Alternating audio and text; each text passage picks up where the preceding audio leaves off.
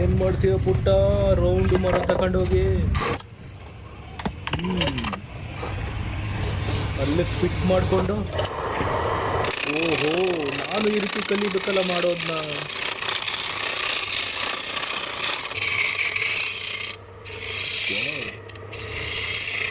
Super. ನನ್ನ ಕೈಲಿ ಈ ರೀತಿ ಮಾಡೋಕ್ಕಾಗಲ್ಲ ಹಳೆ.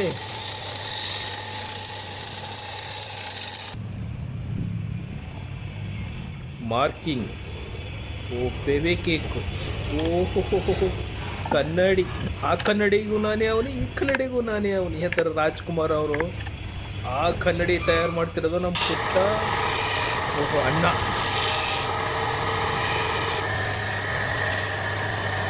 ಸೂಪರ್ ಸೂಪರ್ಗೆ ಸೂಪರ್.